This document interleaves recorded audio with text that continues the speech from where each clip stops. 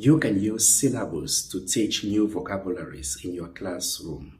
For example, you can make use of 2, 3, or 1 syllable words. Take a case in point like classroom. To be able to teach students how to pronounce classroom in English, you have to divide this word into its 2 syllables, class and then room. Slowly pronounce these words and have your learner repeat after you. Class, room, class, room.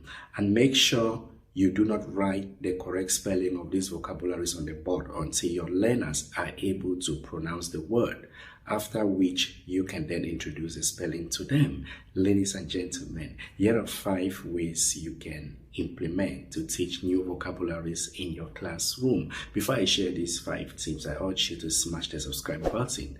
And if you are new to the channel, I equally encourage you to sign up for channel membership and of course, follow my social media page. One of the first strategies you can use to teach new vocabularies in your class is for you to make use of flashcards. Flashcards are very important in the learning process, especially when teaching a second language or third language to learners of other language like Thailand, where kids speak Thai. You need to prepare a flashcard that carries the corresponding vocabulary in the form of pictures, and make sure you spell out the names of these pictures on the flashcard. When you get to the classroom, drill the vocabularies. You may want to raise up the flashcards and ask for students, what is this? They have to try to guess the word, and then you follow up by pronunciation.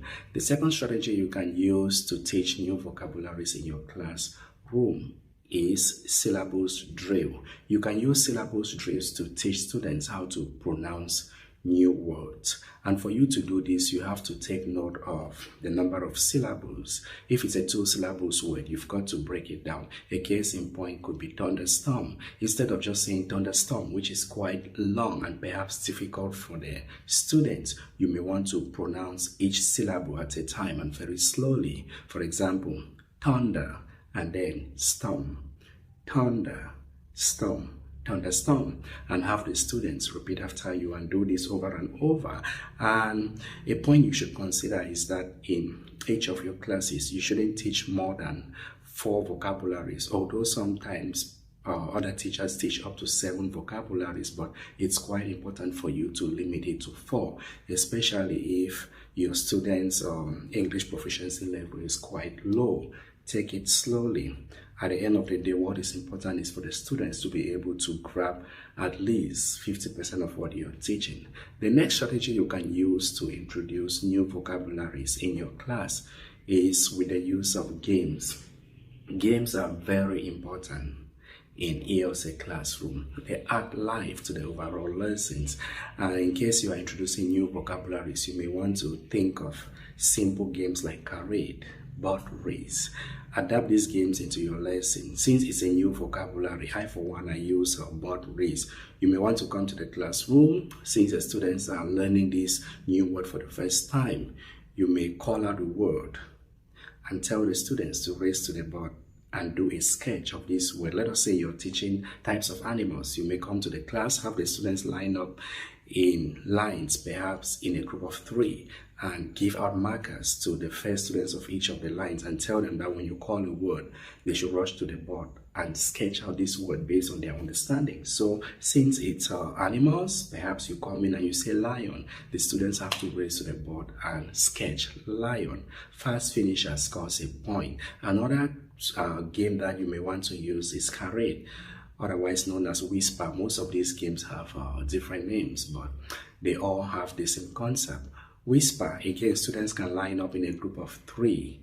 The first student in the line come to you, the teacher, and you whisper a word. The student has to go to the rest of the group and whisper the word into the ears of the rest of the class. And the student at the end of the line, that is the last student at the back of line, has to raise his or her hand up and guess the word that was mentioned by saying it out loud. So there are different games that you can use to drill new vocabularies in your classroom. Before I share the last 2 tips you may want to use to teach new vocabularies, I would like to know from you teachers, what other methods do you use to teach new vocabularies? The fourth method you can use to teach new vocabularies in your classroom is choral drill. Choral here as in singing, but you are not actually singing per se. That is, it's a process of you repeating these words over and over and have your learners repeat after you. Again, if you are teaching a word like animals, vocabularies, you may want to call out the various names of animals and have the students repeat after you. Lion, lion. Tiger, tiger. Elephant, elephant. So do this repeatedly until you're fully convinced that the students have understood the names of the animals. And the last strategy you may want to use to teach new vocabularies is the use of videos. Videos are equally quite important. You need to look for a video that has the key vocabularies of the lesson you want to teach. For those of you teaching older learners, let us assume you're teaching conversation like making a hotel reservation. You may want to think of those vocabularies that goes in line with the lesson, like receptionist, bill, discount, telephone call. You may think of this and look for a video or a movie scene that shows a scene where people are actually booking a hotel. You can have an excerpt of this video and play it to the rest of the class. This helps the students to grasp the concept, and once they watch this video, you can follow up with explanation and repeated drill on how to pronounce these new words. I hope these 5 tips helps you to teach new vocabularies, new topics, or any other lesson to your learners. And remember, most of these tips may work in one context and it might not work in other contexts. Teachers have different styles in teaching. What might work for one might not work for you, but at the end of the day, we all follow the same principle. So make sure you're flexible and use whatever method or style that suits your teaching technique. Thanks for watching. See you next time. Bye.